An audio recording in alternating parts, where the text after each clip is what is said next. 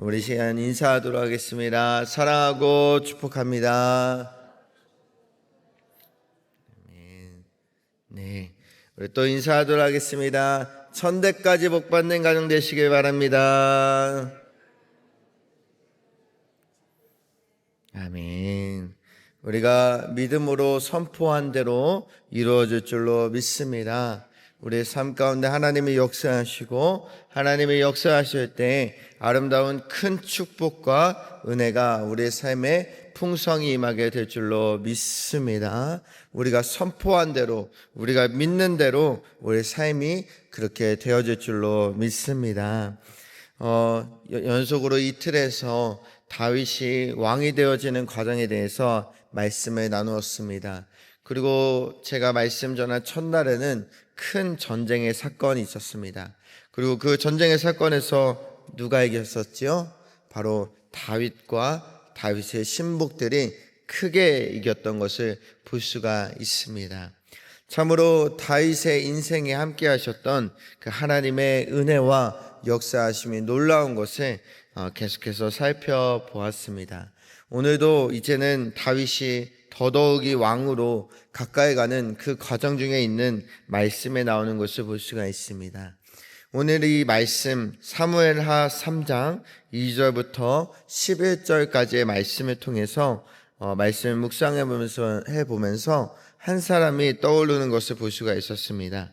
그것은 오늘 이 말씀의 주인공이 되는 아브넬이라는 사람이었습니다. 여러분, 아브넬에 대해서 아십니까? 네, 우리 한번 따라해 보실까요? 아브넬. 네, 우리의 이름과는 참 다른 이름입니다. 사람의 이름이 아브넬이라는 사람이었습니다. 이 사람에 대한 이야기가 오늘 말씀에 대부분 나오는 것을 볼 수가 있습니다. 이 사람이 도대체 어떤 사람이었을까 생각해 보았을 때 성경 곳곳에서 이 아브넬이라는 사람에 대해서 이야기하는 것을 볼 수가 있습니다. 오늘 말씀 사무엘하 3장 6절에는 이런 말씀이 나오는 것을 볼 수가 있습니다. 사무엘하 3장 6절에 사울의 집과 다윗의 집 사이에 전쟁이 있는 동안에 아브넬이 사울의 집에서 점점 권세를 잡으니라. 아멘. 이미 이 시점에서는 사울은 죽은 시점이었습니다. 사울은 죽고 사울의 아들이었던 이스보셋이 그 모든 이스라엘을 끌고 가던 그런 시대였습니다. 근데 오늘 이 말씀에 보면은 이제 그 안에서도 내분이 일어나고 또 이스보셋보다도 아브넬이 영향력이 커지고 권세를 잡아간다라고 분명하게 나오는 것을 볼 수가 있습니다. 제가 이 아브넬에 대해서 찾아보고 생각해 봤을 때 쉽게 말해서 이 아브넬이라고 하는 사람은 권세자라고 할 수가 있습니다. 오늘 말씀에서도 점점 권세를 잡으니라 라고 나오는 것을 볼 수가 있습니다. 여러분, 권세자에 대해서 아십니까? 권세자라 함은 큰 힘을 가진 사람입니다. 그리고 큰 권세를 가진 사람입니다. 그리고 한편으로는 그 권세의 흐름에 민감하게 반응하여서 그 권세를 따라가고 그 권세에 치우치고 그리고 결국으로는 그 권세를 얻게 되는 사람을 권세자라고 말할 수가 있는 것입니다. 이 아브넬이라고 하는 사람은 굉장히 용감한 사람이었고 용사였습니다. 전쟁에서 수많은 승리와 또 수많은 전공을 이루었던 아브넬이라고 하는 아주 강한 사람이었음을 분명하게 볼 수가 있습니다. 그리고 한편으로는 제가 엊그제 말씀을 전했듯이 그 아사엘이라고 하는 대단한 영웅을 죽였던 사람 또한 이 아브넬이라는 사람이었습니다. 그리고 이 사울의 집에서 대단한 권세를 잡기 시작한 이 아브넬에 대한 이야기가 오늘 말씀 가운데 나오는 것을 볼 수가 있습니다. 이 사람은 과연 선한 삶을 살았을까요? 또는 악한 삶을 살았을까요? 이 사람의 모습에 대해서 성경은 덧붙여서 이렇게 이야기하는 것들을 볼 수가 있습니다. 사무엘하 3장 7절에 이런 말씀이 나오는 것을 볼 수가 있습니다. 사무엘하 3장 7절의 말씀입니다. 사울에게 첩이 있었으니 이름은 리스바요 아야의 딸이더라. 이스보셋이 아브넬에게 이르되 내가 어찌하여 내 아버지의 첩과 통간하였느냐 하나. 이런 말씀이 나오는 것을 볼 수가 있습니다. 이 말씀은 무슨 말이냐면 사울이 첩이 있었는데, 사울에게 본부인이 아닌 첩이 있었는데 그 첩과 통관하는 악한 짓을 행했다라고 하는 것을 볼 수가 있습니다. 그것에 대해서 사울의 아들이었던 이스보셋이 아브넬에게 분명하게 이야기하는 것을 볼 수가 있습니다. 아브넬은 권세를 잡아서 악한 일을 행했던 것을 볼 수가 있습니다. 어떻게 자기의 주인의 첩과 통관할 수 있는 그런 악한 일을 행할 수가 있었겠습니까? 이 아브넬이라고 하는 사람은 평생의 삶을 이렇게 살았던 것을 볼 수가 있습니다. 사울의 신복으로서 그 나쁜 짓을 저지르고 다윗을 평생에 쫓아다니고 핍박하는 그 나쁜 짓을 저질렀을 뿐만이 아니라 이제는 권세를 잡고 무서운 사람이 없으니까 자기 주인의 것을 범하기까지 한 그런 악한 모습을 보인 것을 볼 수가 있습니다. 이 오늘 말씀의 주인공이 되는 이 아브넬이라고 하는 사람은 세상 권세를 두려워하고 하나님보다도 사울의 말을 두려워하고 이제는 사울이 없으니까 자기가 가진 권력으로 하나님도 두려워하지 않고 자기 마음대로 악한 일을 행했던 나쁜 사람이었던 것을 볼 수가 있습니다.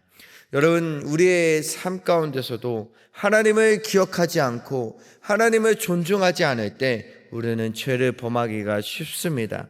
사람의 본성이라고 하는 것은 두려운 사람이 없을 때, 자기 마음대로 할 수 있을 때 너무나도 쉽게 내 마음대로 죄악의 길로 가기가 쉽다라고 하는 것입니다. 이 아브넬이라고 하는 사람은 죄악의 본성을 가진 우리와도 너무나도 비슷한 사람이라 할 수가 있습니다.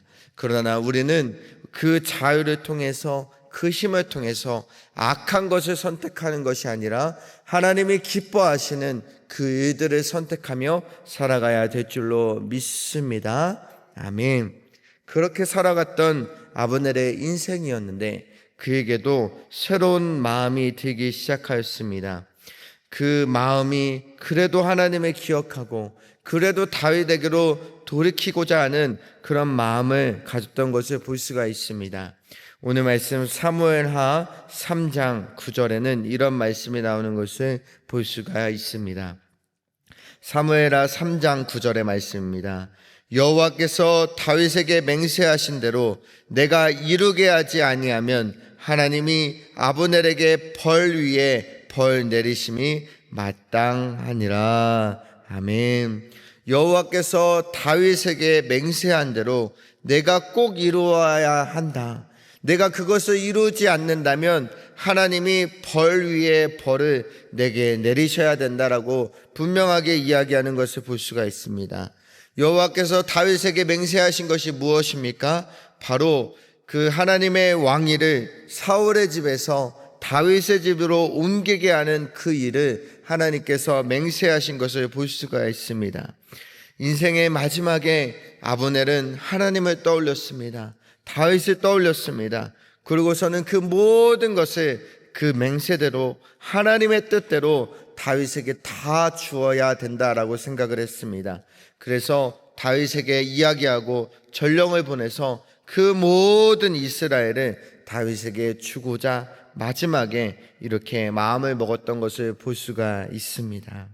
그는 평생 악하게 살았지만, 나쁘게 살았지만 하나님을 기억하고 하나님의 약속을 기억하고 다윗을 기억하여서 다윗에게 돌아가고자 최선을 다했던 것을 볼 수가 있습니다.